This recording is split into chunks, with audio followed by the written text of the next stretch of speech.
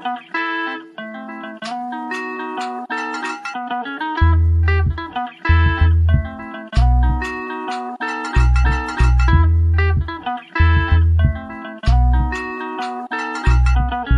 to the podcast, hablemos de lo nuevo. For the G's, by the G's, ¿qué pasa en el terreno? Vienen jugadores y se van, traiga lo nuevo, a huevo. Doesn't matter where you from, Salvador, Mexico, Honduras, Nicaragua. Todo mi latino, come and listen for an hour. TikTok, que traemos lo que quiere, todo lo que pasa dentro y fuera de las redes. Really? You don't know what it is. Reportamos con la lupa what we see at the digs. En las buenas y en las malas yo diré la verdad. Si cometen un error o tienen habilidad, la calidad del rival cuando viene a jugar. Facts. Yo no me muerdo la lengua. Got love for the crest in the city I came from. Los campeones de campeones y con copas mi race. No empezamos el programa, soy la voz de LA One. Soy la voz de LA One. Love. Yeah.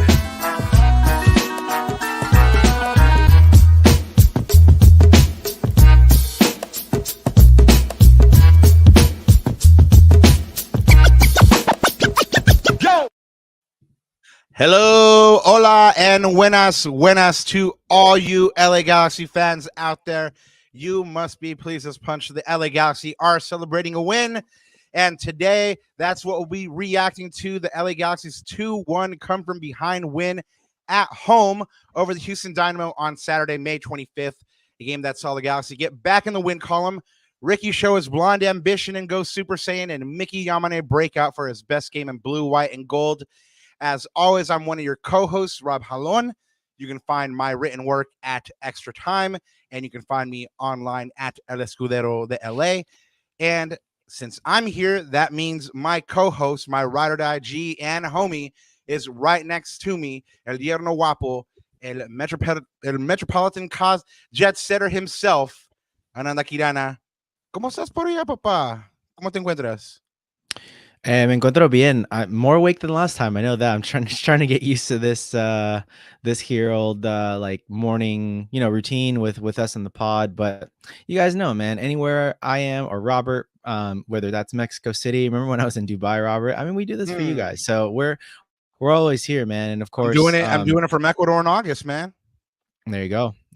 And we make it happen for y'all. But yeah, hey, no group therapy session tonight, Rob. We're canceling that. We're talking about a Galaxy win today, and a much needed one, by the way. And Big Heck's already in the chat asking if this was a good win or an okay win. Heck, hold on to that thought, and chat, hold on to that, because we are going to talk about that in one of the segments for sure.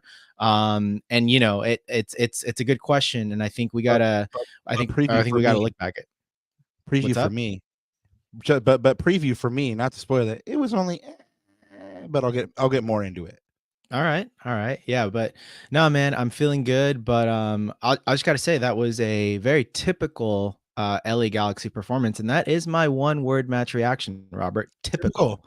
Like typical in a lot of ways. I don't want to spoil again too much, but just think about how the game went. We give up a goal, we make a stupid mistake, we come back. And the usual suspects are there to bring us back. So it was a typical high blood pressure type of game given by the LA Galaxy. So that is my one-word reaction. And chat, go ahead and drop yours as well. You know how we love to do these one-word match reactions. And yeah, man. Yeah, and it's me at 3K trying to get that Prime Minister-like job permanently right now. Thank you so much for reminding everybody. We do appreciate it. By the way, that's big Andrew Salvaje, our right winger for La Cuna Matata. Look at you, big Andrew. Well, thank you so much, man. And thank you to everybody that's in chat. Really, like, we always appreciate it. We never take it for granted, for sure, that you guys stop by and say hi to us. Of course, if you guys are here, you found us on youtube.com/@La Cuna Galaxiana. And Ananda, you have some housekeeping to take care of before we get into this thing proper, don't you? I do. And I also want to get your one-word match reaction before we get into the nitty-gritty. But of course, you guys can always follow. Let me think on that me. Follow, block me, or so you got some time, Papa. I got some housekeeping. Follow, block me, or stalk me at Ananda Galaxiana as per the usual. You guys can always find us on all of our socials at Lacuna Galaxiana. And of course, you guys found us on the YouTube. So thank you again for joining us, chat. If you're listening to this on playback or if this is your first time, welcome. And if you love what you're hearing, go ahead and hit that subscribe button, guys. You'll always be notified when we go live and when we have amazing guests, etc. And of course, as Andrew said, hit that like button, guys. Smash it. I heard some show say like, like touch it, caress it, kind of like that, un poquito sensual, pero bueno. Like, Daddy, como just chill. touch and caress that like button, but you could go ahead and smash it as well. And of course, put someone on, guys. You can always share this show if you do like what you're hearing and you want to put your friends on, your family, your tios, your tias, your abuelitos. Go for that. We thank you guys for putting other people on as well. And Roberto, como siempre, antes de olvidarme, buenos días, tardes o noches desde España y bienvenidos a otro capítulo de La Cuna Galaxiana. And I'm ready for that one word, Papa. Daddy, chill. Opportunity. Okay. It is the potential gateway to bigger and better things. You get the win, you get the good feeling, you get a win against Dallas. Hey, you're doing well. You go to Chicago, who hasn't been lights out. You get another win on the road where you've been pretty decent. You get a chance to go back home, and you're already riding a 3-game winning streak, which would be the first in Vanny history. The only bad thing about it is that after Chicago, there's a 2-week break. So if you are riding high, then it's going to stall momentum a little bit. But such as you use the word typical. That's typical Galaxy Land right there. They finally get that 3-game win streak, and then there's a break. So anyway, but let's not get ahead of ourselves. But yeah, that's mine. Opportunity. Yeah, I'm gonna put some of these up. Raul G says gritty. Yeah, I like it. We are going to use another word that's very similar to gritty, but again, we don't want to spoil that. Ramisa says relief. Totally, man. After that first goal, and I would say the first 40 minutes, I was nervous. So yeah, relief is part of. I would say that was part of my reaction as well. And of course, I got to shout this out, man, because Gary Cambron with Don Raul 96. I saw you guys. I was taking my little cafecito this morning. I saw you guys, some of you guys in Josh's chat talking about Don Raul 96. So guys, love that energy, man. Shout out Podfather. I know. Yeah, shout out Podfather as well. I don't know if he's still live, but he probably just hopped off right now. So caught a little bit of that, and loved y'all for that little head nod to La Cuna Galaxiana. So love y'all. Well, guys, let's get into it. You guys know we bring you the going gonzes of everything happening in Galaxylandia.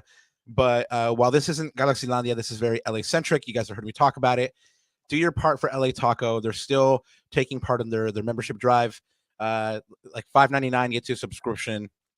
You get free tacos at a bunch of different places in LA, and you get free, not free, but you get good local journalism that's going on its 20th year. So go ahead and look up lataco.com.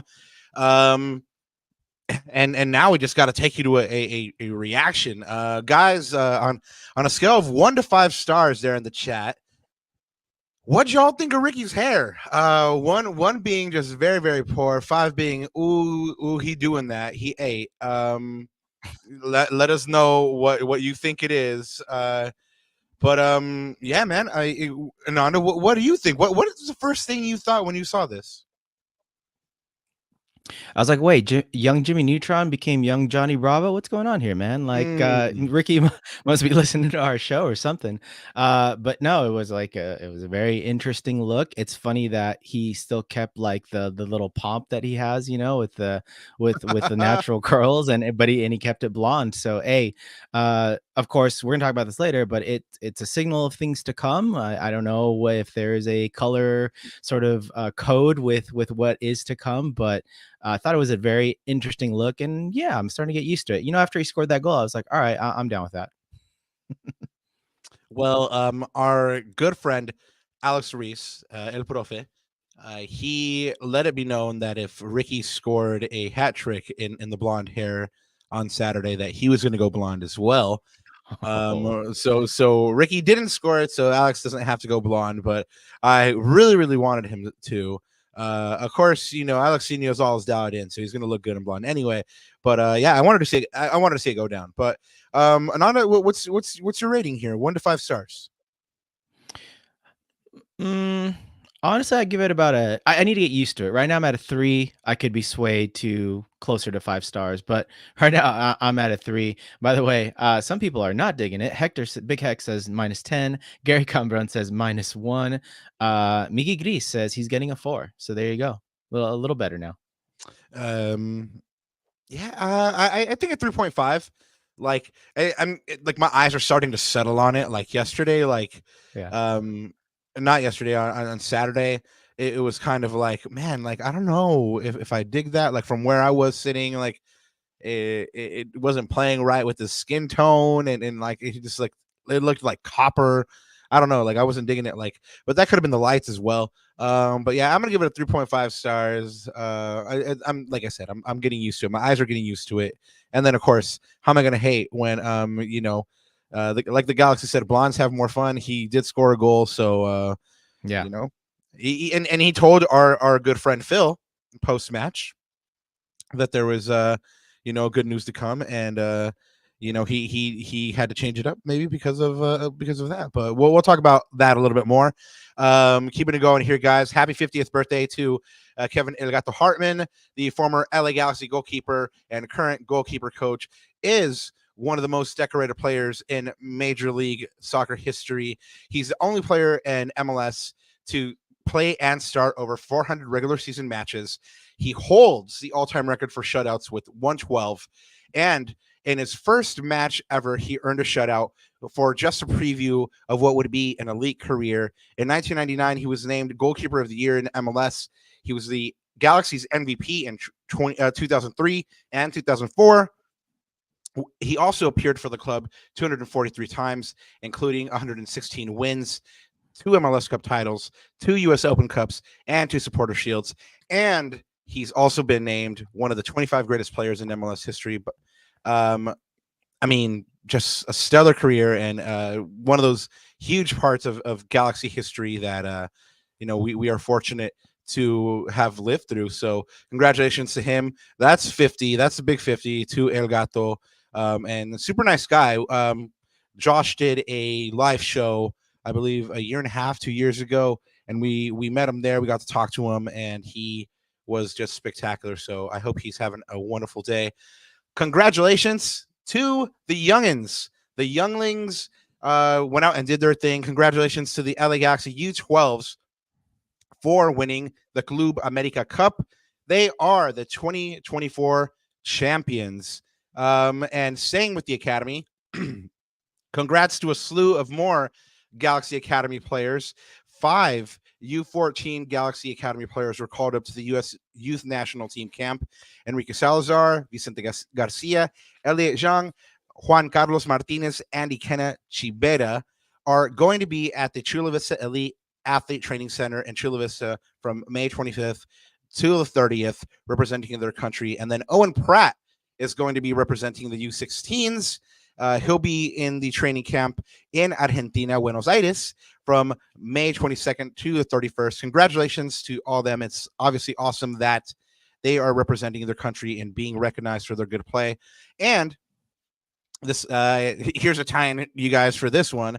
LA Galaxy youth camps are going on, and that's pretty much where the Galaxy find their academy players. So that'll be coming to the digs from that'll be starting in June, and it runs through August, and it's for players ages 6 through 16 and of all skill levels. When you sign up, you get 2 camp shirts, LA Galaxy gift bag, and of course you get professional instruction by Galaxy youth coaches. Ananda, do you think they'll take me, dude? I need to touch up on my skills, man. I mean, the kids will probably like work me, just be way better than me. But anyway, like I think you need to start to get into the what is it called, like physical fitness, trying to get yourself into match fitness with G's Run LA, Papa. So there you go. Yeah. We'll talk about some G's Run LA here in a moment. But yeah, speaking of youth camps, Maya Yoshida, who we've spoken about on this pod, just being a gentleman, just one of the nicest people. apparently one of the things that he wanted to do ever since he got here to Los Angeles was set up a soccer camp for Japanese youth. So that's exactly what he did. In collaboration between the Galaxy and the Consulate General of Japan, they set up the first Japanese soccer camp here in Los Angeles, and Mayoshida took part in that, and he ran that. So congratulations to him for getting out there and engaging with the community here in Los Angeles. Of course, this takes on special significance because it is AAPI month, and it's great that these programs are getting visibility, and hopefully it happens again. Staying with Maya, Ananda, I went down to the announced signing at Japangelis. As you know, the long-awaited Japangelis line dropped at the digs on Saturday the 25th. You actually asked me to get you one. I let you know, hey, but like when I went, they were sold out, man. So, but for anybody that is looking for this, they are selling it at the Team LA store online. So look up teamlastore.com and you guys can go ahead and get the t-shirt and the scarf. But yeah, man, I went to the signing at Japangelis on Sunday, which was the 26th, and I showed up and there was a massive line. And it was really cool because you got to see, the Galaxy. We always talk about them not not just being here or there, but it was like amazing to see a huge Galaxy presence there in Japantown. Everybody was super excited. And yeah, man, we finally got to say hello to Mickey and Maya. I took baby girl, and yeah, it was really cool because they were super nice. I mean, I've told you a bunch of times that the Maya is actually really, really funny, and so wifey, she's always like kind of like shy and stuff like that. So she's like, no, I feel bad asking for a picture, and so we started to walk away, and Maya was like, what, no picture? And so she was like, oh, okay. So anyway, she got a picture with Mickey and Maya, and yeah, man, it was a great time. Um, Everybody was in great spirits, especially after a win. So shout out to the Galaxy for putting stuff like this together. We've called them out for putting some really cool events together already this season, and like the media that they've been putting out has been really, really great. So this is just another example of them doing good work. And then speaking of good work, they're also putting together a Galactic Carnival, y'all. On oh yeah, that there we go. The Galactic Carnival. There we go. Yep, there's wifey with Mickey and Maya. But here's the Galactic Carnival. So that'll be going down on Sunday, August 25th. As that gets closer, guys, we'll go ahead and drop you some more information. But look out for that if you're a season ticket member holder. Season ticket member holder, that doesn't make sense. Season ticket member sounds better. Let's go with that. All right. So, guys, it is the last call for Salvadoran Heritage Night at the Angels. Eric Zavaleta, your favorite nephew and defensive player for the Galaxy, will be throwing out the first pitch that night, the first ever at Angel Stadium on June 30th. Go ahead and buy your tickets from AFCHA. That gets you in the door a special jersey, access to the Heritage Village with DJs and cumbia bands, and, of course, the opportunity to support AFCHA and get the most delicious pupusas in the world. So go ahead and support AFCHA. Find out from them how to get that ticket. Guys, ACB is doing a donation drive in May. They're hosting that drive to collect hygiene kits for the Hope Garden Women's Shelter in Sylmar. Guys, this is, the Galaxy's all fun and games, and we love supporting, but this is where we really, really see what G's are made of when we get behind causes like this. So go ahead and hit up ACB for more information about this. But yeah, these hygiene kits include toiletries and essentials. Hope Garden offers transitional housing that offers sanctuary to single women and children experiencing homelessness. So think about your neighbor, think about your community, and hit up ACB for more information. They are also, ACB that is, throwing a overnight bus trip to San Jose for the June 29th Los Angeles Galaxy San Jose Earthquakes game at Stanford Stadium. That bus returns on June 30th, and when you go ahead and get that with ACB, it includes the game ticket and the bus ride and all the good memories that you could ever hope to make. Comets, guys, is throwing a Juneteenth event on Saturday, June 15th at 3:30 p.m. It'll be a barbecue style tailgate. Go ahead and hit up comments for more information. Shout out Matthew at comments. Guys, last call for the IEG's scarf. If you want to get this by July 4th, you need to get your order in by today. Hit up Big Heck, Tiffany Rodriguez. For more information, go ahead and get that order in today if you want to get it by July 4th. If you want to get it after that, hey, you can order from them whenever. But if you want to get it by the Rose Bowl, go ahead and order now. And then, like I said, I don't know if you caught it, Ananda, but Big Heck did say he was going to shoot that one down, and we're going to be happy and proud to display that. So thank you so much, Big Heck. Just big hearts to you, man. So for all you creative G's out there, all you G's that like expressing yourself through art and stuff like that, go ahead and get ready for Amor Eterno, which is a photo gallery curated by LA Galaxy fans for LA Galaxy fans. It's the first ever curated exhibition. If you take photos at the games, consider go ahead and submitting. You get to submit 3 photos. Go ahead and submit by June 1st. Be considered. It could be shots of players, games, the atmosphere, people singing. Anyway, those are going to be on display from July 6th to July 27th, and hopefully, we. And I actually really want to go to this, man. Let's convince the wifeys to hit it up. Hopefully there's like an opening gala, which would be really fun. But Ananda, you mentioned G's Run LA earlier. I need to get back into game shape, and what better way to do it than training with G's Run LA. They're doing a 5K on July 6th. That's going down at Absolution Brew. Shout out Absolution Brew. Got to meet the owner this weekend. Super cool guy, man. So that 5K is capping at 96 participants. Signups are going on right now. And also shout out to G's Run LA because apparently they did a Memorial Day run today. I think my subconscious just like completely missed it because I wanted to sleep in today. But anyway, shout out to everybody that did go out there and did enjoy that run. Ananda, it looks like you and I are going to. Oh, you and I. Are you and I? Doesn't count if I get myself. Doesn't count if I get myself, bro. Doesn't count. All right. Well, let's not put that rule in place. Let's have fun with it. Okay. Well, you know what? Like, yeah. Okay. Cool. I guess it counts, chat. I guess it counts. All right. Well, shout out to LA Galaxy, Total Galaxy for this next one.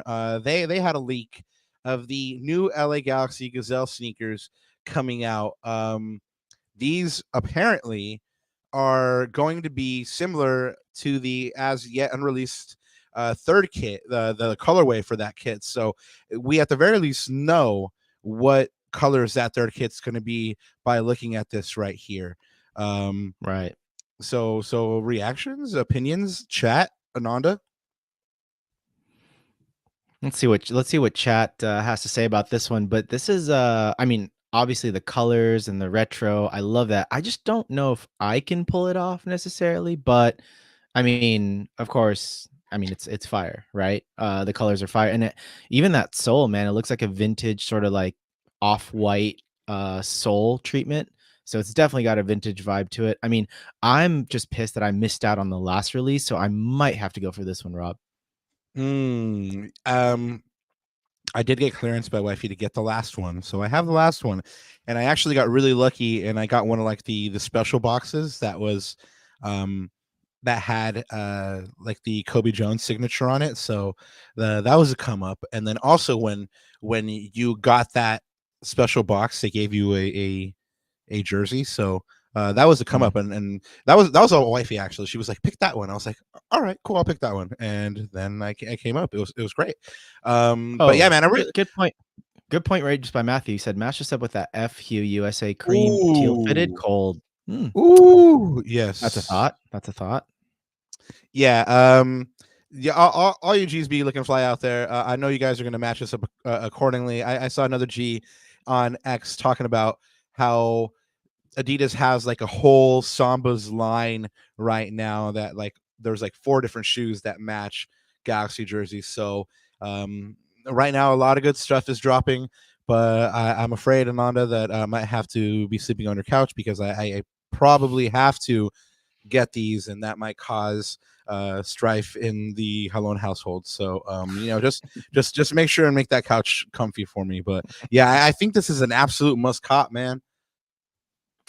Yeah, man, looking forward to more details on this as well as the third kit. So I guess we'll have to wait until the summer. I'm assuming that's going to drop in the summer at some point. So that'd be cool. Yeah, I don't know how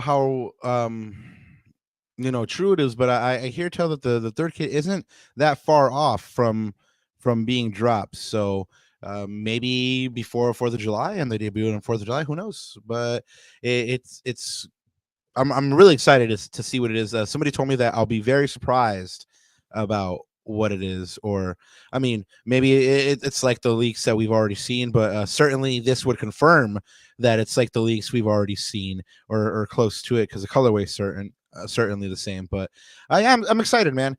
Just an opportunity for me to spend more money on the Galaxy, and get in trouble. It's awesome. But you know what? Stop dropping cold stuff, man. But yeah, no, anyway, moving on. We have VCFC. We have your update on LA Galaxy 2, aka VCFC. Their last game was a 1-0 away loss at Vancouver Whitecaps 2. They gave up a late goal in the 84th minute, which brought about their defeat. And that loss was pretty heavy because it dropped them to 4th place from 1st to 4th.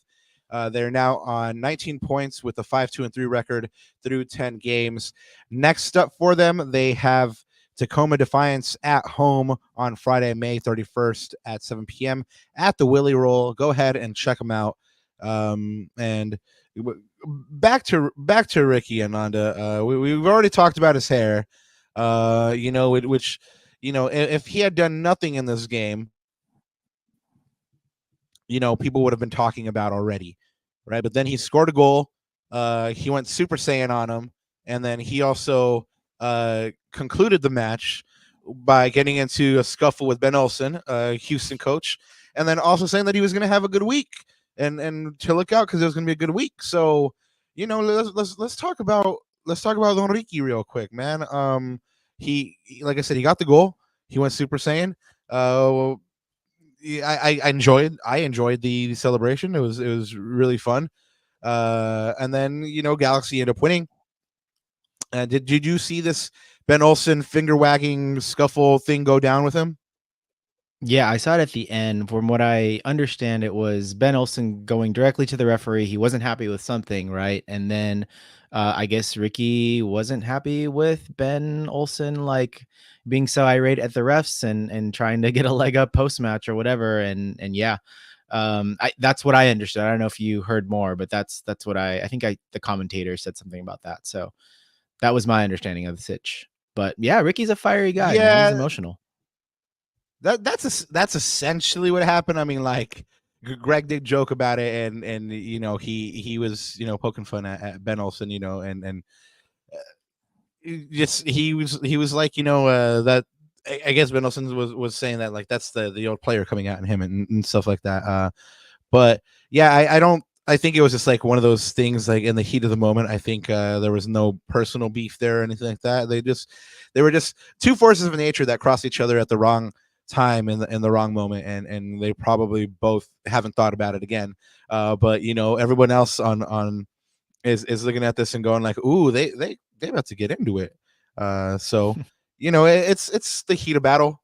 Game's over. It's probably done and over with. And certainly from what Greg says, it is. But the other bit of Ricky's post game that went down is his interview with our friend Phil, who, no fault of his own, had a really good interview with Ricky, but it just wasn't pleasurable because the audio seemed to be off. And it's lamentable because he did a hell of a job at speaking to Ricky and gave him really good questions. And that's when Ricky did treat us to the news that it's going to be a good week. Now, he didn't say for who. He didn't say if it was going to be for Galaxy or for him or for Galaxy fans. We don't know if he's announcing a partnership with a brand, if he's announcing his contract extension, if he's announcing that he made some calls. Him and Marco Reus are secretly best friends, and Marco Reus is getting signed. Ananda, what do you think is going on here, man? Yeah, I mean, I honestly think it's the contract section because when did Tom Bogert report on that? Like I would say a month or so ago, and nothing's been announced. But I mean, of course, you and I was about to say you and I, but we know that Oh no, Tom. you said it anyway. I did say it, but in passing. But there you go. So there's one for one. But I mean, Got him, champ.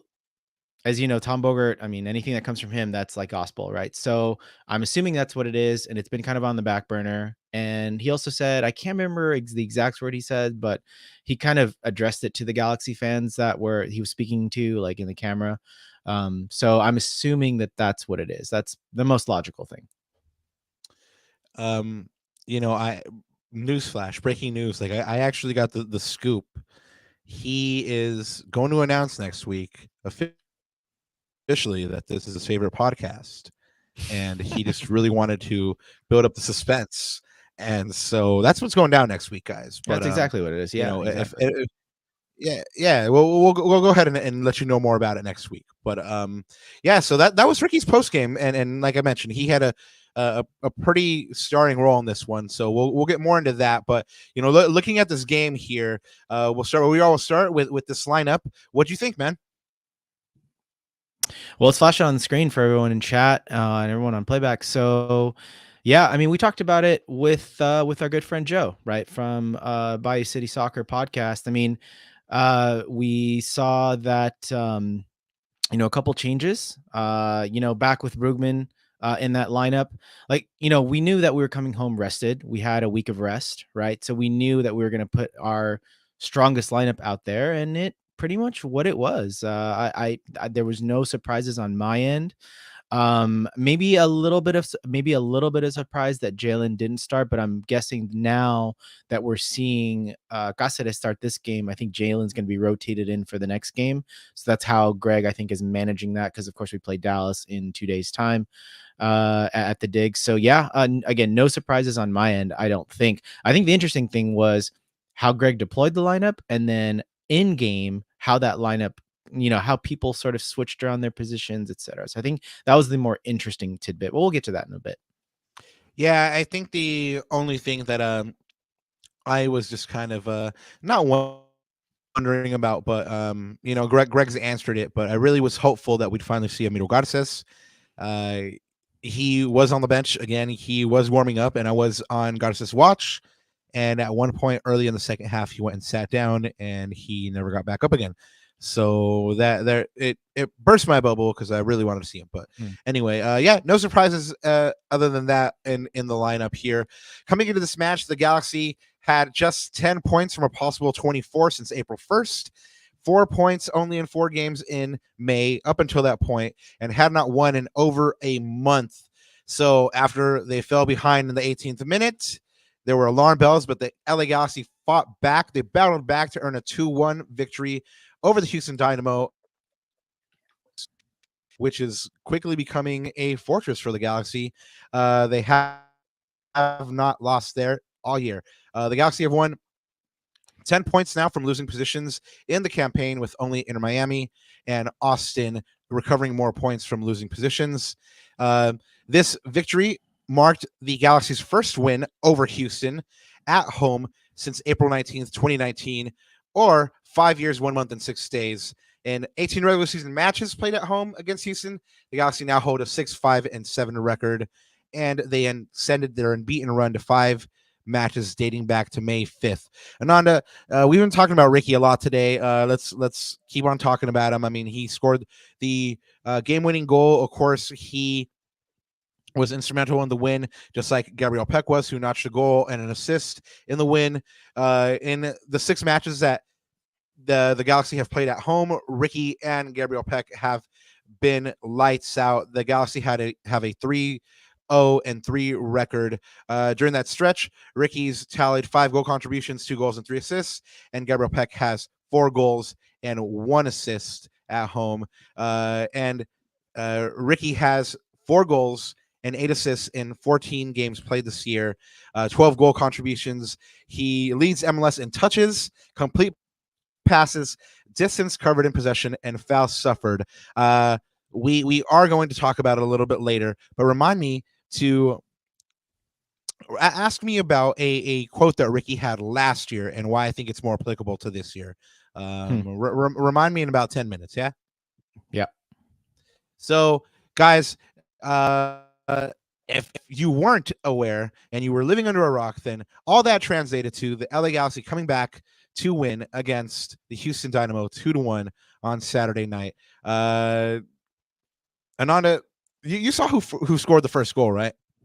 Yeah, I did. I forgot that he was even on the Houston Dynamo. I'm surprised we didn't bring his name up, and he was a surprise starter, I guess, on the other side. But I think that was due to, Joe talked about there would be some changes, and he was the guy that plugged into that left wing. So, guys, if you didn't see it happen, and geez, I hope you didn't because you would have been spared. But Latif Blessing scored the first goal for Houston, and like we mentioned, the Galaxy go down first again in this match. Latif Blessing, of course, ex-LAFC, gets a gift from John McCarthy to make it 1-0. It was just all bad, man. Nasty. Yeah, but fortunately, Mickey Yamane chose this game for it to be his breakout game. He fed Gabriel Peck for the Galaxy's first goal. Gabriel Peck with the nice header, slots it by Andrew Tarbell, who was the backup keeper for Houston in this match. And then, of course, Gabriel Peck serves up Ricky Puig for the shot, the rifle to make it 2-1 and to win the game. But Ananda, we saw the Galaxy dominate large stretches of this match after the second half. The first half, they didn't look so great. But, where did this one end up in the stat line? Yeah, so let me pull that up here. All right, so here's the final stats, guys. Again, I'm going to narrate as best as I can for the audio listeners. But the first one is already interesting, Rob. It's 51% possession Houston to 49% LA Galaxy. That's one of the first times that I've seen that happen this year. It doesn't happen a lot, but again, I'll talk about a little bit why I think that happened as well. Expected goals, Houston had more than us, 1.91 versus 1.13. Again, Houston really, really peppered us in that first half. They had a lot of chances. They actually had one in the beginning of the second half that, man, oh man, if that went in, it was an absolute sitter, and we're lucky they missed that chance. So they did have a lot of chances, and we did get a little lucky on that front. So total shots 13. Yeah, 13-12. Houston Dynamo leading us there, but we had 6 shots on target, 2 big chances, and 1 big chance missed. They had their 4 shots on target, 3 big chances, and 2 big chances missed. Again, one of them, that point blank shot that we talked about just a second ago. And the other one, probably the Mickey Yamane clearance off the line, which we'll also talk about a little bit later. Accurate passes. So again, this was a little bit of a surprise to me, but Houston Dynamo, 479 accurate passes versus 450 of the LA Galaxy, 88%, and then 12 fouls committed to 10 for the Houston Dynamo and 7 corners for the Galaxy. 5 for Dynamo. The stats for me, one of the things that I wanted to talk about was really like Hector Herrera, man. That guy controls a midfield like no other. And I think that's a big reason why you're seeing some of those stats being skewed. He really put his imprint on this game, especially sort of in the right after we gave away that cheap goal. Minute stretch, they absolutely controlled this game. And you see a lot of that, right? Even after the first half, they're already leading in possession and stats, and they try to control the game as much as they could in the second half. And again, Hector Herrera and that midfield had a lot to do with it. But man, it's insane how that guy controls the game, and he still got it, man. Yeah, well, no, absolutely. I actually, there was one passage to play that Houston had in the first half where they just absolutely went to the Galaxy just basically the entire team and a couple of passing moves. And at the heart of it was Ache Ache. Yeah. He's not moving like he's 36. So shout out to him for doing what he does. He might have been the reason that Houston got something out of this game. Joe called him out as being vitally important. And when you see him play in person, but Martin Cáceres did really, really well with handling a bunch of stuff that team threw at him. He won 7 of 9 duels, 3 of 4 tackles, and 2 possessions. And he also had a 93, almost a 94% pass accuracy rating. Another guy who did well was Gaston Bruggeman with 52 of 59 passes, 4 or 5 duels won, 5 possessions, and he had a game high 4 interceptions, man. So those are some of the standout performers that didn't make it to defending the badge. So what did you notice first, though, man? I know that there's the obvious one here, but I want to see what you have to say about this. Well, let's just talk about it, because we both want to talk about it with chat here, but it's just these silly mistakes, right? We conceded the first goal again. The interesting thing, though, is, Robert, if you actually look at the stats of the whole season, we've given up the first goal 7 times now, and we've actually scored first 6 times. The other 2, of course, we played 15 games. The other 2 were a 0-0 draw, so that doesn't really apply in this case. It's an NA. But so, like, it feels like we've been conceding the first goal a lot, but maybe that's recency bias. I got to look back at the last, I would say, 5 to 6 game stretch. We probably conceded the first goal more recently than we did when we started the season. But yeah, it's felt like recently that we've started on the back foot. Like, we haven't been the aggressors. But that was the big thing for me, Ran, is like, especially that whole first half. I mean, goals aside, but we were not the aggressors. We were not in the front foot. Houston were the dominant team, and they were putting a lot of pressure on us. And again, there was a lot of things happening tactically. Ache was, like I said, it's crazy to me how that guy just controls the game by himself. He knows when to speed it up. He knows when to slow it down. He knows when to pivot and sort of switch on the opposite flank. Like, it's kind of ridiculous what that guy does in the midfield. He's kind of our Ricky, but he does it, I think, in a little bit more of an efficient way. But yeah, and that goal, man, that goal just, it was ugly. Like, it was unnecessary, ugly. I don't know if we want to talk about, we always talk about in the show, right? Always be throwing, like, ABT, like, why, because if you pass it back to McCarthy, his distribution is not good. I mean, we've been knocking on that door all season, Papa. Like, his distribution is not good, but his teammates don't help him as well. I mean, it seems like we always resort to going back to the keeper versus looking forward and making that forward pass. So that was for me, man. I know you probably thought the same thing. That was the first thing you noticed. Oh yeah, for sure. I mean, as soon as Houston scored, I said, "Here we go again," and it's happened so many times already this year. And yeah, I mean, Greg said it himself.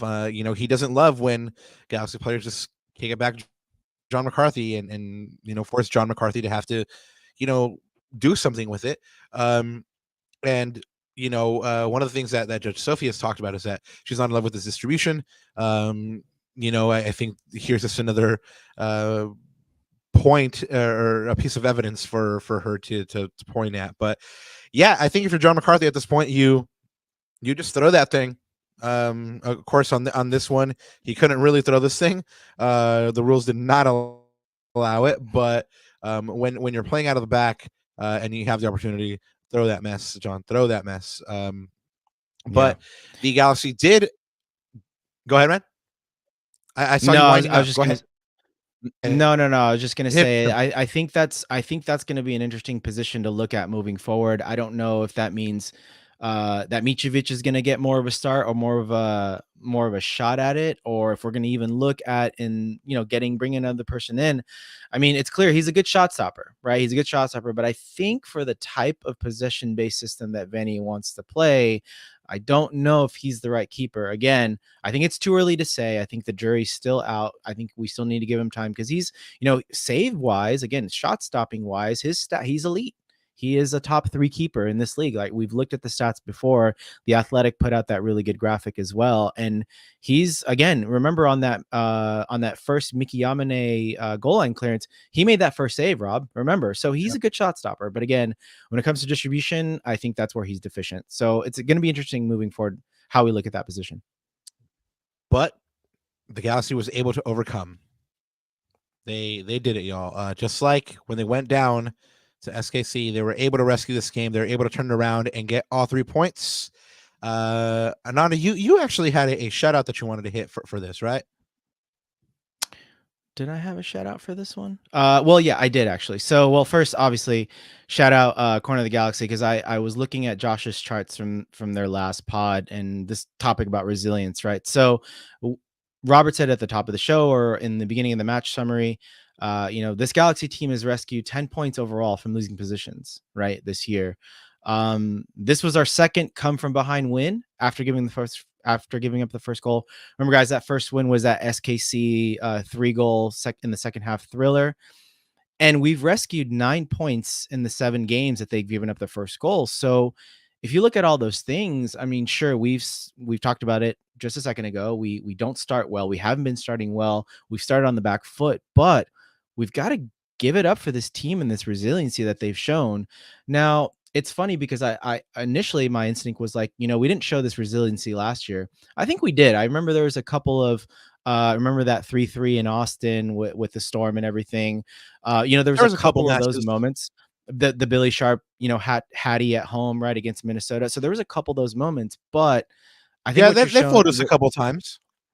Yeah, exactly. But I think what you're seeing now is like we don't see those like folding performances like the 4-0 against Houston last year, for example, at their camp. And we don't see those like we just completely fold after giving up a couple goals. I think we're consistently seeing resiliency from this team, and the stats are showing in terms of us coming from behind. Yeah, no, I mean it's certainly important for them to get back in the match and show that resilience. But it'd be great if they didn't have to, right? I mean, we've spoken about that. I mean, we've spoken about it here on this pod where, one of the things that they need to do better at is going out and controlling the match and not in just a frenetic way, not in a chaotic way, but a measured control to the match and them dictating and managing the match for 90 minutes, marrying defense to offense. And this was another match in which it didn't happen because he had a silly mistake. And even though they won, there was, like you said, a couple chances for Houston. They had a couple point blank chances. Galaxy had their chances too. Could have been a little bit more than 2-1. But, brass tacks is that it shouldn't have, that goal shouldn't have happened. They still weren't able to marry the both sides of the field. And they still had to fight their way back from this match. But yes, credit to them for actually doing it, because I have the full belief that this was last year and it doesn't happen. So this is one of the things that Nanda asked me pregame, guys, is if this is the most significant win of the season so far. So chat, go ahead and have your say. Let us know if you think this is the most significant win of the season so far. Keep in mind, guys, opportunity, right? They win this one. They're feeling good. They win on Wednesday. They're feeling even better. They go to Chicago. They win. 3 game in a row, 3rd game in a row. That first Greg Vanney 3-game win streak. And it's all because they took care of business in this match. And it's because Greg Vanney made the adjustments needed to win. Ananda, you kind of talked about the tactical switch. Do you want to go ahead and expand on that? Yeah, well, I think it was interesting post-match what Vanney was talking about in terms of he was seeing that Houston was overlaying that midfield. I mean, they play a very similar system to us with 2 wingers, but Coco Carrasquilla effectively plays as another number 10, so he kind of tucks in, and we were getting outnumbered in the midfield, right? Because they had 4 midfielders against our 3. So it was interesting. So he did a couple of things. He tucked in Fagundes, right, to kind of cover that space inside so that he can sort of man mark or sort of manage that man advantage. And then he switched Peck and Fagundes to to opposite flanks. And, he's done this a lot this year, Rob. We've seen Peck and Paintsill switch as well. And I've always thought it wasn't necessarily offensively, but it was also for defensive reasons as well. I can't remember which game it was, but we had a very, very speedy winger on one side. And I remember he switched Paintsill to that side. I think it's because so that JP can kind of track and match that speed, because he saw, I can't remember if it was Mickey or Julian, but consistently getting beat on that side. Was it? No, it wasn't Gomez. I'm probably Gomez. Yeah, I'm trying to think of the match that it was. So I've been convinced that recently he's been doing this for a lot for defensive purposes as well, and for team organization. But credit to Vanny.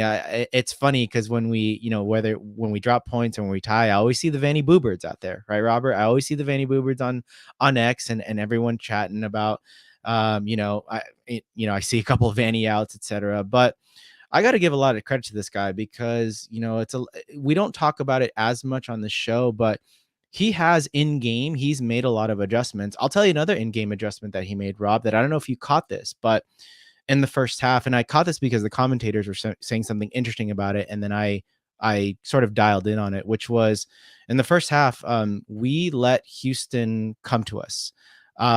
In the first 5 or 10 minutes, it was very even. Both teams were high pressing, trying to win the ball back high up the pitch. But as soon as we lost that first goal, it was like, okay, Galaxy, like we can't sit back anymore. We've got to come out, right? We've got to try to win the ball back high up the pitch. And I don't know if that was the players started kind of talking amongst themselves. I don't know if that's Vanny directing traffic on the sideline, but it was very clear. Even 5 or 10 minutes, if you watch the 5 or 10 minutes before we scored our first goal, we were starting to win balls high up the pitch. Remember, Robert, we won the ball high when Diego Fungunez had that snapshot on top of the box. Tarbo makes a save. We then did a counter press when I think they knocked the ball back to Tarbell, and then he just booted it out and it went out of bounds, and that throw in then led into the goal. So again, these are little in-game adjustments that maybe we're not seeing to the naked eye, but if you're really paying close attention to it, yeah, I think Vanny's doing a great job. And a couple of examples that I just laid out here, where he's making those in-game adjustments and it's leading to positive results. So I've got to get credit to the guy. Well, you're right. Galaxy lose or tie. The Vanny Boo Boys come out and they start saying Vanny out. But I didn't see anything after this match, which I think just maybe they just didn't have the face to say it, or maybe they were kind of impressed with his adjustments and then his substitutions. But yeah, let's see how LA Galaxy Landia actually responded to this one through some tweets here. What would they be called if it's now called X posts? Is that what they're calling them now? Post, I guess. Yeah. Yeah. So let's go ahead and start with this first one here. Let's see what we have, Ananda. Let me pull that up. Yep, there we go. Well, Ismael Ayala at Fishboy14 says, and LA Galaxy finally got a dub after 5 games. Yes, it was a long time coming. What else we got? Fix It Steve says, that goal save at the line, though.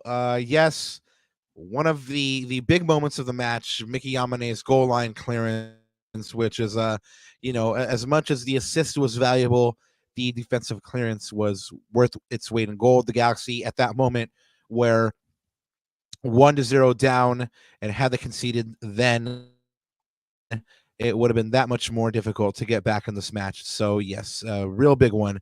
Mickey Greaves, the homie, friend of the show, says LA Galaxy were outpossessed, outshot, and lost the expected goal battle.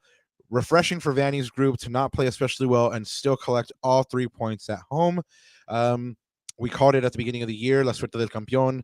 These are the kind of breaks that you're going to need if you're trying to collect some points and you're not playing all that great. That's exactly what needs to happen. So yeah, I agree with Mike Gray. They need to find ways to win even when they're not playing pretty. What else we got? Steve Kirk says, home teams went 2-6-6 in MLS last night. Only winners were Portland and LA Galaxy. Interesting. I think that's a Didn't big know one. that. I Yeah. Yeah, I think that's a big one. I did say that the Galaxy have not lost at home all year. We heard Greg Vanney say last year or the year before he wanted to make the Digs a fortress. It did not become one. I think it's slowly starting to get there again. I mean, 6 games isn't a huge sample size, but that's a good start. It'd be great if they could go, you know, to the 4th of July, to the midpoint of the season, to All-Star game with no losses at home. Let's see how that develops. We have LA Galaxy 310. What's up, Lex? Shout out at LA Galaxy 310 says, between McCarthy's subpar distribution, consistently getting punked on corners that lead to goals, and last night's huge error, when does Mikovic get his chance? I'm predicting he starts Wednesday. We kind of Yep. already touched on that, or Nanda did. Yep. Counterpoint to that, this next one here, uh, MLS season leaders in saves here with John McCarthy in 3rd place with 55. So, if you're looking to move on from McCarthy, just know that you're moving on from a very, very good shot stopper. Yes, the problems with distribution are there, but the stats don't lie. The data doesn't lie. What else we got, Nanda? Oh, and then here we have the famous finger point and wag from Ben Olsen to Ricky Puig, and it's Chris. Shout out, it's Chris says, we now know that Ben Olsen had the cojones to tell Ricky Puig that he would never be the Prince of all Saiyans. I think that Ricky can be the Prince of all Saiyans. I believe in you, Ricky, and I think that's so. And then we have this one, which I told you to remind me about 10 minutes from back then. About something about Ricky, and it's this one right here, man. A couple years back, or it might have been last year, Ricky Puig told us in an interview that he wanted to be the MVP of the league. Yes, real quick, El Tráfico Radio says Twitter abuse presented by Slim Jim, inside joke between me and Mike Gray, because I was talking about how I wanted to do a segment on this show called Twitter Beefs, or like own goals, where I just break down the big Twitter beef of the week, right? Hopefully that comes soon to you guys, but that would have been a big candidate, the Ben Olsen finger wagging versus Ricky. So anyway, but yeah, man, this one is big, because last year Ricky was telling us he wanted to be MVP of this league, and last year the numbers didn't really support that. I think he's probably right around his performance numbers from last year right now. And so we've already seen him progress from, and if somebody wants to fact check that, you guys can let us know what Ricky ended up with goals and assists last year. But right now he's on 4 and 8, and I don't believe he got, I think he got like 17 goal involvements last year, so he's not that far off. But yeah, I mean, he wasn't in the MVP conversation last year, but Easy Peck Sand brings at Class Trends brings up something that has to be talked about now. Is he an MVP candidate now? I mean, 12 goal contributions, quite obviously one of the biggest factors in his team. Anand, is it too soon to tell, or is it legitimate to start to talk about his candidacy? I think it's legitimate. Like I said, I was actually, while you were talking, I was trying to pull it up, what his stats were up from last year. Let's see if I could do that really quick here while we're looking. So nope, 2024. Let me look for a second. But no, I don't think it's too early. But the thing is, I think he needs to keep this up. I think this homestand is going to be really important. He needs to continue get these goal contributions, 7 and especially 4. with J.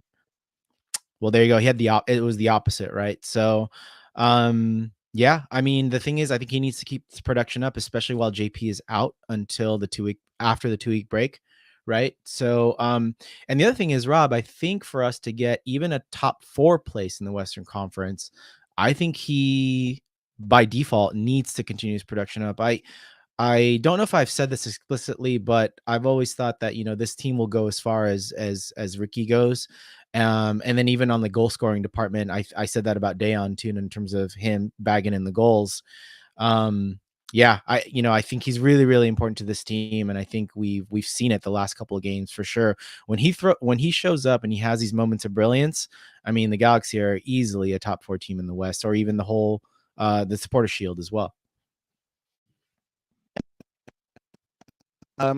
Yeah, we've already seen him outperform himself from last year, so he's definitely got to be up there. Let's go ahead and make it a thing. Ricky for MVP. Of course, Yeah. let's see how that develops as well. But he's quite obviously pointed out as one of the leaders of this team, and he's starting to show it, and I dig it. I dig it. And for his performances, or actually before we get there, do you have a moment of the match? Yeah, I think it's got to be that Mickey Yamane. Well, first, I think for me it's the goal line clearance, because if that doesn't happen, I think 2-0 down. Me I think too. this is a very, very. I think this is a very different game, Robert. I mean, we've shown our ability to come back from a 2-0 deficit via RSL, if you remember that game. But I think it would have been a big, big mountain to climb, because Houston, like I said, is always a very organized team. But yeah, I think that one obviously followed by the first goal of the game. I mean, arguably that goal is really important too, Rob, because if you think about it, going into halftime, 1-0 is very different than 1-1, right? Coming out the blocks in the second half. So I could argue for either, but it's interesting that, both of the moments involve this guy that you said had a breakout performance, Miki Yamane. Yeah, I'm really happy for him too. I mean, he looked so relaxed post match too. He looked like he had fun. From what Greg says, Mickey Yamane took the penalty called against him in the LAFC match really, really hard. Um, Also took the set goals, the set piece goals against the Galaxy really, really hard, and they were trying to get him to come back with that confidence and to get forward. And Greg even said that he was kind of being deployed as a wing back, winger at some points. So really, really happy that he got that breakout. And of course, he was all smiles at Japangelis. So I'm happy for him. And he came into the presser. And one of the first things that we were told by Kevin Acevedo, shout out Galaxy Comms and shout out Kevin, he said, Mickey Yamane wants to start with a prepared English statement. And Mickey said, I am very happy to be here and help the Galaxy win. And we were just like, yes, Mickey, yes, do your thing. So super happy for him. But he is one of our defending the badge candidates. A lot of people said that we shouldn't even do defending the badge this week because it had to be Mickey. But of course, you have other candidates that played really well as well. But Mickey Yamane recorded his first career assist for the Galaxy. He finished the match with 6 duels won, 2 dribbles. He had that big goal line clearance, and of course, he showed off his English in the presser. And he had that Japangelis appearance.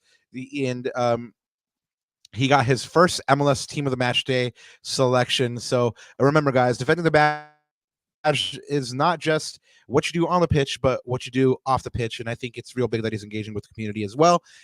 We've talked about Ricky Puig a lot today. He did his thing. He finished the match with a goal scored. He had 3 chances created. He had an 86% pass accuracy rating, won 6 duels, 4 possessions, was fouled 4 times. And 10 matches dating back to March 23rd. He has 2 goals and 8 assists. He was also named to the MLS Team of the Match Day. Their teammate who was snubbed, just absolutely snubbed, was Gabriel Peck, who had a goal and an assist, created 2 chances. He had a clearance and interception, 3 recoveries, a take on. And yeah, like I said, he was just absolutely snubbed for the Team of the Week. And Mark Delgado rounds out your 4th candidate here with 95% pass accuracy, a tackle, a block, and interception, 4 recoveries, and 4 of 5 ground duels won. Ananda, do you have a pick? Yeah, easy one for me, man. Mickey Yamane. I even, thought of that even going into like the 60th, 70 minute in the second half. I thought he was just everywhere. One of the things, Robert, that I'm really pleased to see in this game, and I'm hoping that this continues moving forward, is we haven't seen Mickey really in an attacking position as of late. I remember when he started the season, he was really, really dangerous on that right-hand side, working with Mark Delgado, working with Joseph Paintsil. He was playing there at the time. And I think he's got a lot of that ability, and I want to see him sort of in that attacking third, even along with Julianade. I've talked about Julianade as well, Robert. There's going to be certain games where I think it calls for attacking on certain sides. Although I did see a stat the other day that 43% of LA Galaxy's attacks have come from the right side. So we favored that a lot.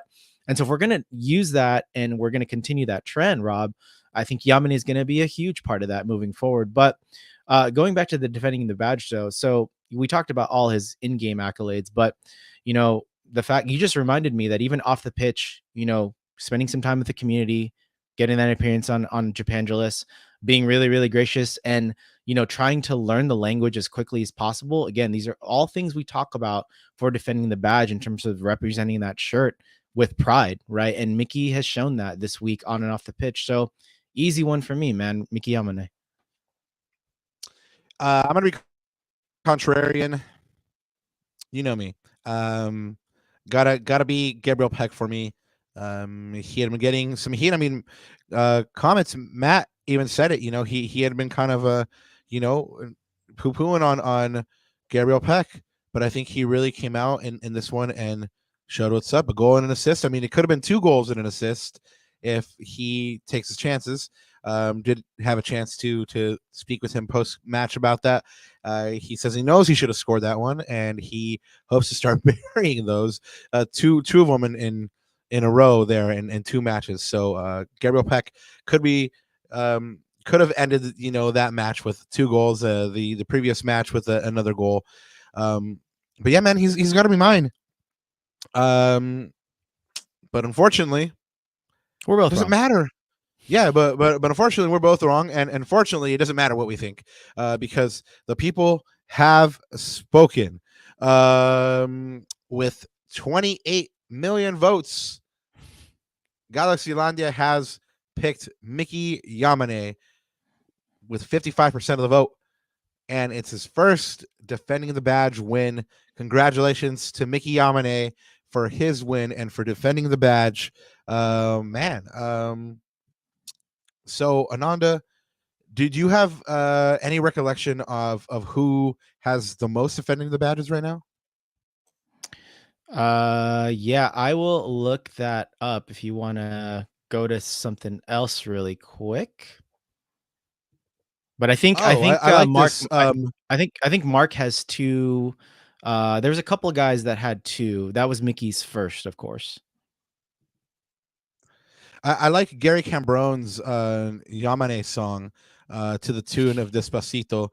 Ya, manito, tú que si juegas exquisito. Hey, I like it. You got something there. You're picking on something. That's a start. So here we go. Mark Delgado you're with 2, JP with 2, and Jalen with 2.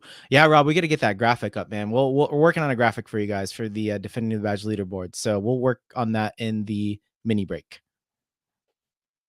Well, guys, that was Houston as promised. We do have a mini preview here for you for Dallas Galaxy. Of course, do play another game this week on Wednesday. So coming up, they face FC Dallas at home. That's the second midweek game this year, the second of 3 games in this week. That goes down at the Digs on May 29th at 7:30.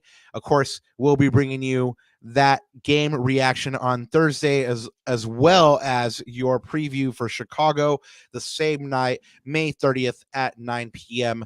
Guys, let's look at where the LA Galaxy are in the standings after that Houston win. Through 15 matches played during 2024, they hold a 6-2-7 record. They're on 25 points and 4th place in the Western Conference. They're tied with Austin on 3rd, Austin being ahead on goal difference, and they're tied in 6th in the Supporter Shield standings. In 5th place, tied with Minnesota. They are still 9 points back from leaders Miami with the game in hand. They've improved that points per game average to 1.67.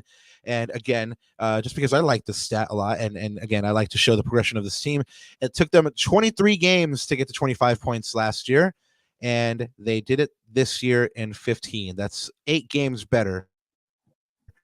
So progression. All those that are frustrated, just keep in mind this team is getting better little by little, just like Gabriel Peck said. Let's look at Dallas. They're 3-6-4. 16 goals for, 20 goals against, 12th place in the West on 13 points. They're averaging 1 point per game. Their last match was a 3-3 draw. However, they led 3-0 before getting tied up in the 98th minute injury time.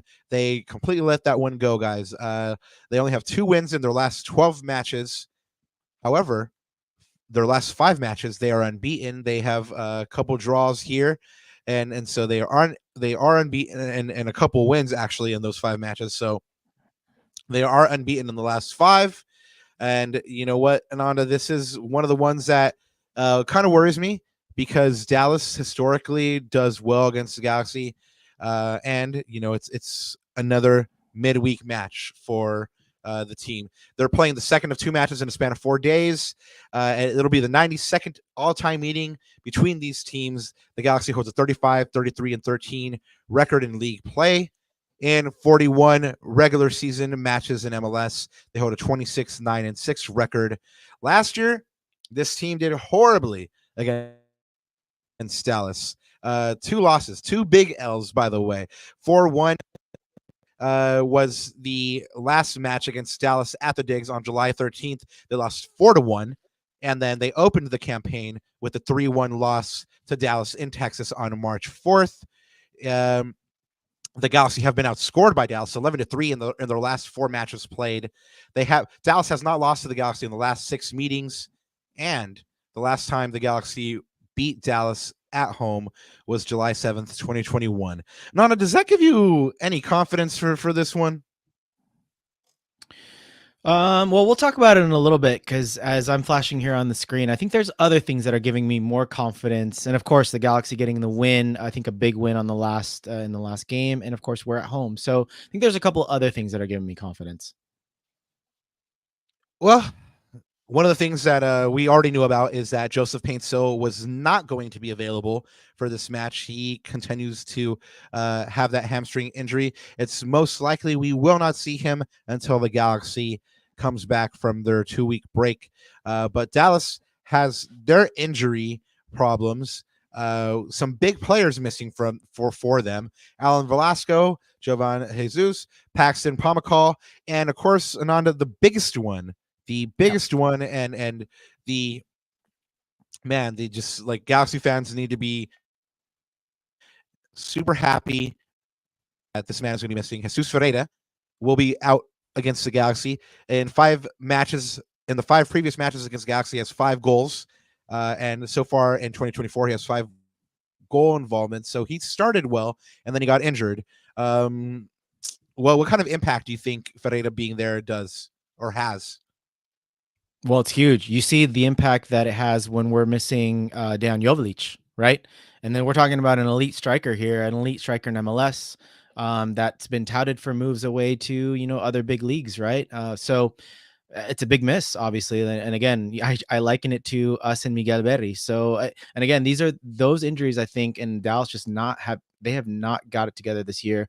I think their form and sort of how they're coming into this match, I think that's giving me more confidence. Or the most confidence. Again, they're missing huge players. I mean, Alan Velasco is another one, right? Oh yeah, man, absolutely. Velasco is a great little player. There's a reason that Inter Miami was kind of sounding him out to try to get him transferred over, and it just, for whatever reason, did not end up happening, because Lord knows that they seem to have all the resources. The only thing is they are getting we'll look at it in the lineups here, but they are getting an important player back in their front 3, and that's Paul Arriola, which who we tried to get last year. Remember that, Robert, with the transfer rumors circling around him? So there's big ones. Gary Cambron says is Leggett playing. That's right. You do have a couple of ex-Galaxy players there in Dallas. You have Omar Gonzalez, shout out to him, and then you have Sebastian Leggett, Du Bois. And you know what? Once a G, always a G. But the Galaxy need to get this win for Becky G. That's all I'm going to say. So Ananda, what are you thinking in terms of a lineup here? I mean, of course, second match in 4 days. So what do you think Vanny's thinking in terms of rotation, or is he thinking rotation? Yeah, I think he's got to think rotation, Rob, especially going into because remember we're on the road for that Chicago match, so I think he is thinking rotation. I think we're going to see probably 4, maybe 5 changes, probably similar rotations to what we saw the last set of games that we had, right? So again, Edwin Cerrillo in the midfield, for example, maybe a John Nelson for Julian Alde. Maybe I mean I don't know if we might start Miguel Berry, but maybe one of the attackers comes out, or maybe we see a start for one of the young kids, like maybe a Naguirre or a Johnny Perez, or Ooh, not Johnny sure, but Pettis. yeah. And then of course a big one for me, I think Jalen Neal will come back into the starting center back partnership. I don't know who he'll partner, but he will come in for either Maya or Martin. Are you thinking? We spoke about it earlier. Are you thinking Mikovic gets another start? Ooh, that's a good question. I don't know. I'm gonna leave for chat. Chat, who would you rather have, McCarthy or Mitrovic? And then So there you go. also, and then also, chat. Let us know if you think we're finally going to see Emilio Garces. Greg's been talking about bringing him along slowly, but of course, you do have a bunch of matches in a bunch of days, or in as little days. So might we see Emilio Garces? Go ahead and let us know what you think. Ananda, go ahead and we got to do some predictions here. So go ahead and give us some stats to inform us. Yep. And it's funny. There's already some calls for Mitrovic. Ramiza saying Mitrovic. Gary saying Mitrovic. Tony Toscano, what's up, Tony? He's saying Mitrovic as well. So, yeah, we did see Greg rotate his goalkeeper, I believe, in one of those games as well, right, Robert? So, yeah, I think this might be a planned rest as well for McCarthy. But let's look at some of these stats, by the way, guys. As I'm pulling these up, go ahead and put your predictions in the chat right now. I think I already saw maybe 1 or 2 of them, but go ahead and do that. So yeah, again, I'm gonna narrate as best as possible for the audio listeners. But Rob, it's interesting. It's interesting to me more so the stats for Dallas than Galaxy. I mean, we know Galaxy has been a good offensive team this year, but a very inconsistent and shaky team defensively. But a team that historically has been really strong offensively in the past couple of years to me one of the strongest front 3 attack in the league with Paul Arriola, Jesus Ferreira, and Alan Velasco. They have been struggling this year, man. If you look at the goals per match, they are bottom of the league and 24th at 1.2 goals per match. Expected goals, they're almost last in the league. They've only have an expected goals of 14. And Rob, fact check me on this one. I believe they've only scored like 14 goals this year or something like that. And they haven't created many big chances as well. I mean, they're almost at the bottom there with 19 versus if you look at the Galaxy, we've created 42 big chances. I mean, that's a huge disparity. Again, a lot of that has to do with their injuries. They haven't gotten together offensively this year, and defensively as well. They're middle of the road. They're not far off on that regard as well. Goals conceded per match, I mean, they're 1.5. LA Galaxy is 1.6, right? So again, I think coming into this match, it's is the return of Paul Arriola, is that going to help them at all?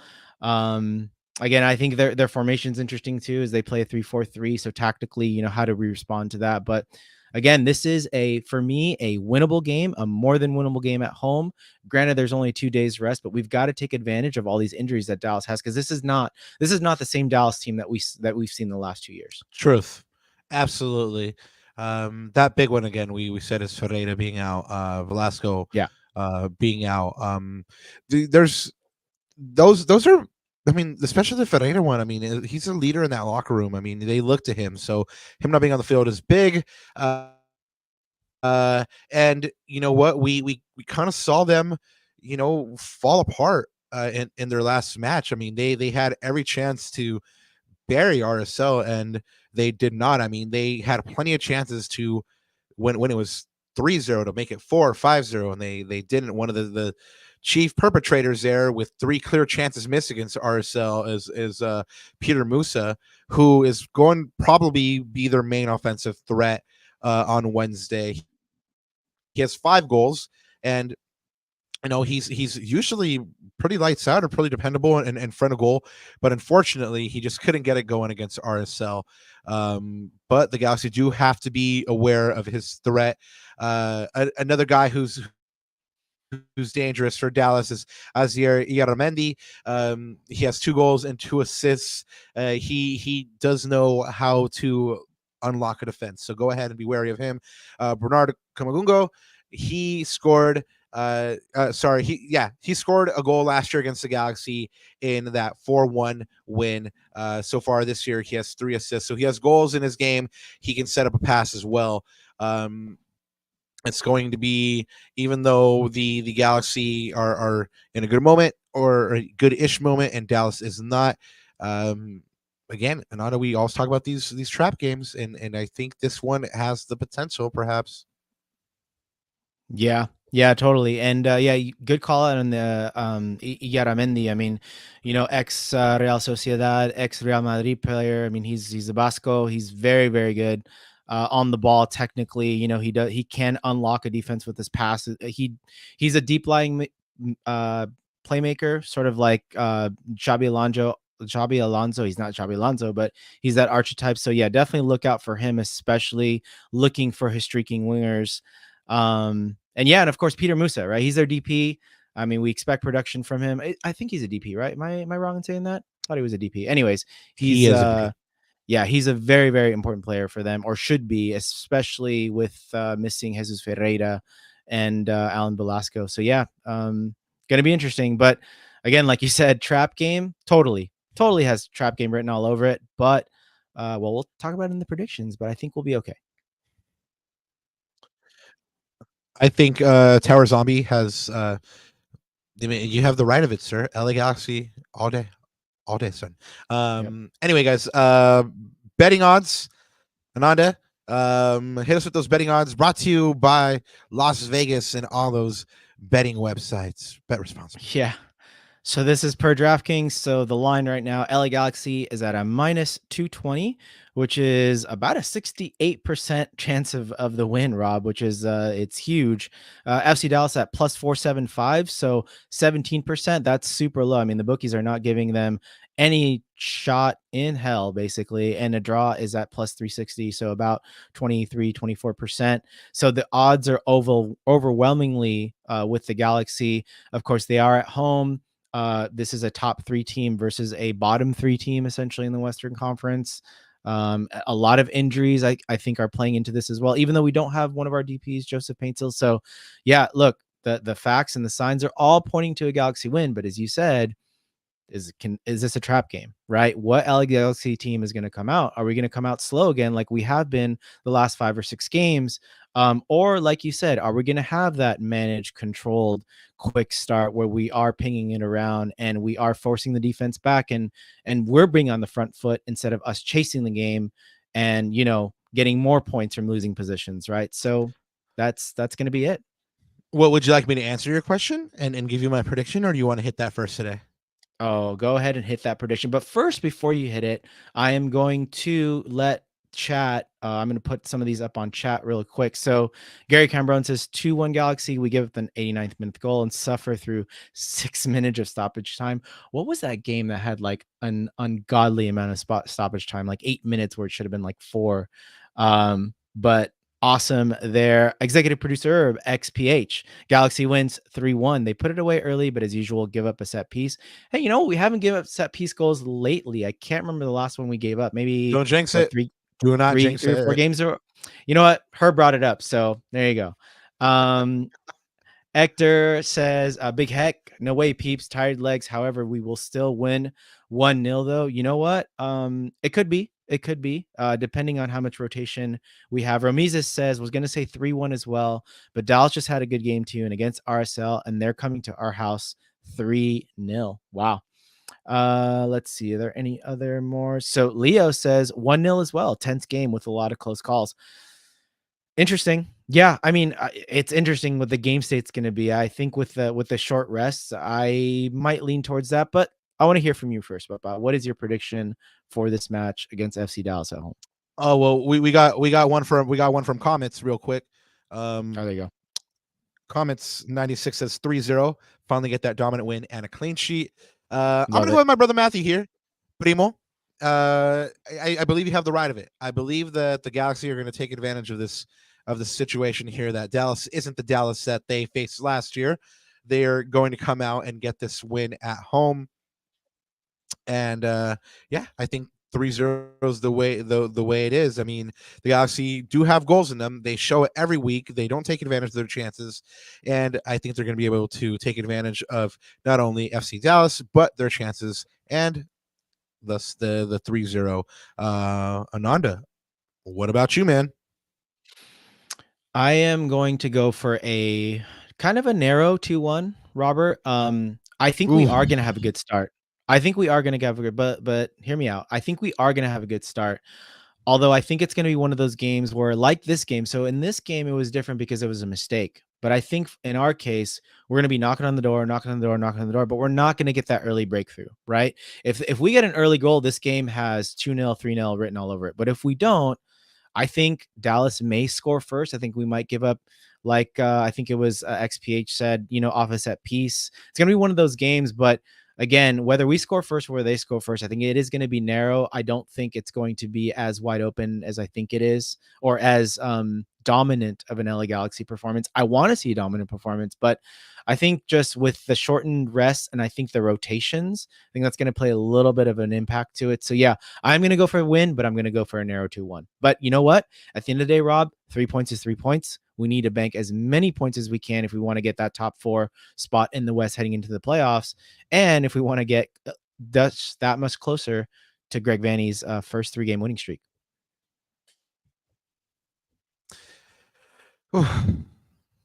I hope that all that goes from your mouth to the Lord's ears, and he's like, you know what, they need that 3-game winning streak under Greg Vanney.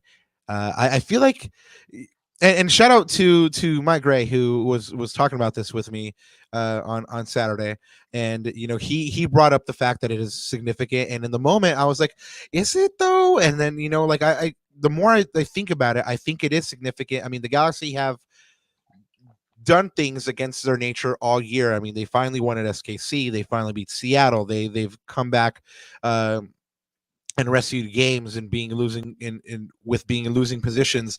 So it kind of fits that they'll finally be able to get that 3-game win streak under Greg Vanney. And I think that if it's right now, it's going to be pivotal for the rest of the season. Yeah, I was going to say the last thing, Rob, if there was one time to do it, this is the time. I mean, you look at the teams we're facing, right? Dallas, not a good team this year. A lot of injuries. Chicago, not a good team this year. They haven't been good for a little while. And then you look at the 2 games coming back when we're coming back from home. Robert, like this is the right sort of mixture of scheduling and form and a homestand that we've got to take advantage of the opportunity, because coming out of that 5-game stretch, I mean, Real Salt Lake at, away, that's a tough one. And then of course you got a Cali Clásico followed by the big Rose Bowl game. So Rob, this is our time to capitalize. And I hope we maximize as many points as we can, because on paper we should be, right? Yeah, on paper, it's not out of the realm of possibility to be picking up like 9 to 12 points here in this 5-game stretch. But let's not get ahead of ourselves. Let's go one game at a time. You're calling a win. I'm calling a win. Chat's calling a win. May it be so. And the Galaxy wins their 2nd in a row before they head off to Chicago. And that's where I'm heading next. After Dallas, the Galaxy is on the road again. They'll travel to Chicago, the Windy City. I've been for a Galaxy match in Chicago. It was a lovely time, lovely city. Good Ecuadorian food, man. So shout out to the Ecuas out there. Nice. That one's going down on Saturday, June 1st at 5:30 p.m. Of course, we'll bring you our game preview and our match reaction combo pod on Thursday, May 30th at 9 p.m. And then we'll also bring you our live match reaction on June 3rd at 9 p.m. Ananda, anything else to add before we get on out of here? I'm trying to see. Well, here you go. Perfect. Leo, I always give last word to chat, right? So we have to Let's have do a it. winning record going. Leo says we have to have a winning record going into July. At that point, summer transfer window is open, and there will be only 8 games left after League's Cup. We need to get as many as points as possible, and this is it, Robert. This is it. This is, like I said, this is our opportunity to capitalize. We've got a favorable schedule here. The next 3 out of 4 at home. Then we've got a couple of big games coming up, right? And hopefully those big games would come out at the winning side. But let's bank as many points as possible. And this team has a really, really good shot of having home court advantage for, the better part of the playoffs. And that's what we want coming into it. So I'll leave it at that. And this is going to be a really important game. And hopefully we get the 3 points on Wednesday. Well, we also have Big Heck saying that he's going to turn on 3 candles. Voy a prender 3 velas y vamos al brujo. That may be what it takes to go ahead and get the 3-game streak. So anyway, let's go ahead and hope for it. Guys, we are going to get on out of here, but before we do, we want to say thank you to everyone out there that's been listening to this pod and been interacting. We appreciate the hell out of you. We love y'all. Thank you so much. Shout out to everybody that I met at the Japan Journalist drop. It was really, really nice going ahead and giving out some stickers to y'all. Find us if you want to slap and you want to go ahead and get some of these Walter Nagalo stickers. But yeah, before getting out of here, if you found us on youtube.com/@Lacuna Galaxiana. Thank you so much for doing so. We will bring you that match reaction for Dallas and the Chicago preview on Thursday, May 30th at 9 p.m. Until we meet again, guys, thank you. We appreciate it. One thing left to say. Viva Raquinho. Nah, I'm just playing. G